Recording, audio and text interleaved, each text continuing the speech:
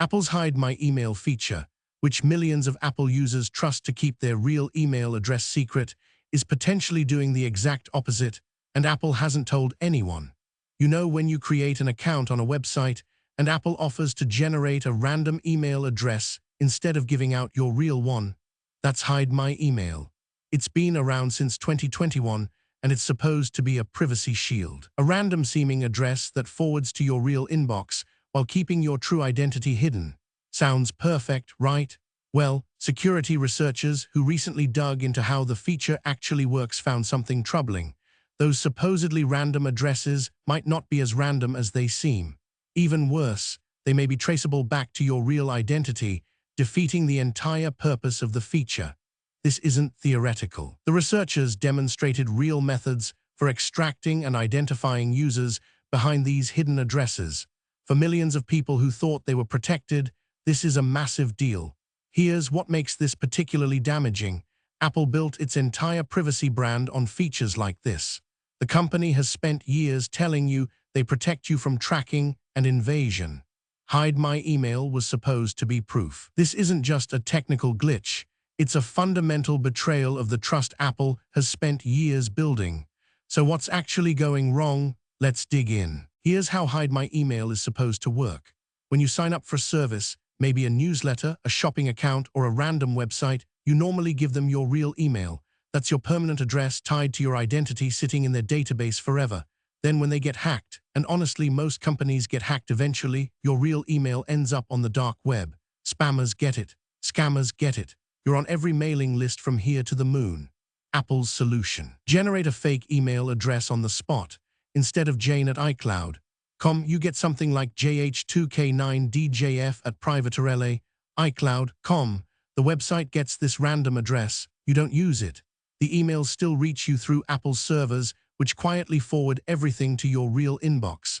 To the outside world, your real address is a mystery. This is genuinely clever engineering. Apple controls both ends. They generate the address, and they run the forwarding system. In theory, only you and Apple know the connection. Everyone else sees just a random address pointing to random servers. It was meant to be insurance against data breaches, marketing spam, and the endless email harvesting that happens online. By 2023, over 2 billion Hide My Email addresses had been created across Apple's platforms. Billions of people trusted Apple with their actual identity. They believed Apple was silently protecting them. Turns out, Apple might not have thought through what happens when security researchers really dig into how the system works. Here's where it gets complicated. Researchers discovered that Hide My Email addresses aren't actually that random. They follow patterns. Real random values in cryptography look like complete gibberish. There's no way to predict the next one. But Hide My Email addresses, when analyzed in bulk, started showing signs of predictability. Think of it like shuffling a deck of cards versus using a rigged shuffle. A truly random shuffle means any card could be anywhere. Rigged shuffle follows mathematical patterns. Someone who understands the pattern can predict where cards are. That's what's happening here. But here's where it gets worse. The researchers found that the database mapping these fake addresses to real identities isn't as protected as it should be. It's sitting on Apple's servers, and if accessed, would directly expose every single connection. There's no additional encryption between the address and the actual person. It's a straight line, know the fake address. And you can find the real email. But wait, here's something nobody's talking about. Once a Hide My Email address gets exposed in a data breach, and given how many websites get compromised yearly, this happens constantly, the address becomes burned. It shows up on dark web databases. And here's the thing, Apple stores which of their users created that address. So a clever attacker doesn't need to guess. They can match burned addresses to user accounts using the patterns researchers discovered. That's not a minor design flaw.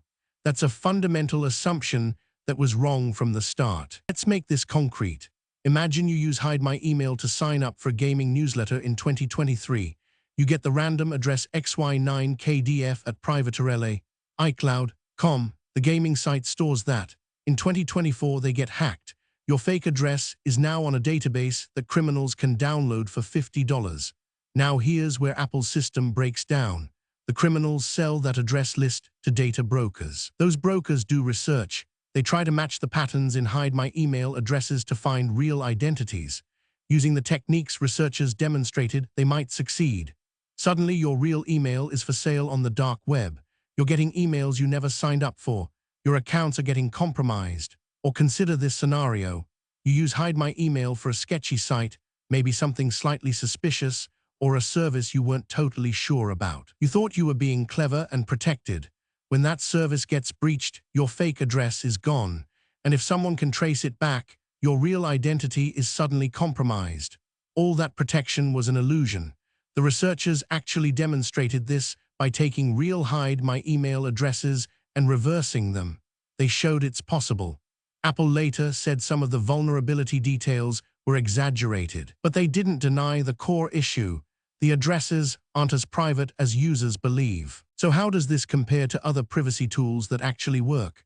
Let's talk VPNs, password managers, and other privacy shields that genuinely protect you. A good VPN hides your IP address from websites. Websites see the VPN server's IP, not yours. That's genuinely effective. A password manager generates strong, random passwords for every site, so if one site gets breached, hackers can't access your other accounts. That's also actually effective. But email privacy is trickier. You need services to reach you somehow. ProtonMail and other privacy-focused email providers take a completely different approach. They encrypt your emails end-to-end. Only you can read your messages, not even ProtonMail can decrypt them. The trade-off is that not every website integrates with ProtonMail, and encrypted emails can't have some features normal emails have. Hide My Email tries to split the difference. It's not as secure as a truly encrypted email service, but it's easier to use because it integrates with Apple's ecosystem. The problem is, Apple didn't implement it securely enough. They assumed their random addresses would be hard to predict and hard to trace. They were wrong on both counts. This is where it gets interesting. Apple has thousands of security experts. They have research labs. They could have designed this way better. But they didn't. It suggests either shipping the feature fast mattered more than making it truly private, or the oversight was much worse than anyone realized. And this is what most people overlook entirely. What does this mean for Apple, and what does it mean for you as a user? For Apple, this is a credibility crisis. The company has spent years positioning itself as the privacy leader. Privacy is literally their brand. They've taken shots at Google and Facebook for harvesting user data. They've fought the FBI over encryption. They built entire marketing campaigns around protecting you. Then their flagship privacy feature turns out to be fundamentally flawed. That's not just bad PR, it's a direct betrayal of the positioning they've spent years building. For users, the implications are serious but manageable. If you've used Hide My Email, those random addresses are now potentially traceable. Any accounts using those addresses are theoretically at risk if the fake address gets compromised. It doesn't mean someone has definitely found you. It means the protection you thought you had isn't as solid as advertised. The bigger implication. You need to seriously reconsider what privacy features you actually trust. Apple said Hide My Email was privacy. Now we know it wasn't, not fully. What else have they positioned as private that isn't actually as private as users believe? It's a reasonable question to ask. Apple did eventually patch some of the vulnerability issues after researchers disclosed them responsibly. But the fundamental problem remains. The addresses were designed on flawed assumptions from day one. So what can you actually do? Here are your realistic options that actually work. First, stop relying on Hide My Email as your primary privacy tool. It might still be useful for some situations, but don't treat it like a privacy guarantee anymore. Use it alongside other tools, not instead of them. Second, consider using a privacy-focused email alias service that's actually secure. ADI.io and Simple Login are two solid alternatives. They work similarly to Hide My Email. They generate random addresses that forward to your real inbox, but they use stronger randomization and better security practices. They're built by people who actually prioritize privacy over convenience. Third, use a password manager like Bitwarden or 1Password. Most password managers also generate random, unique passwords for every account.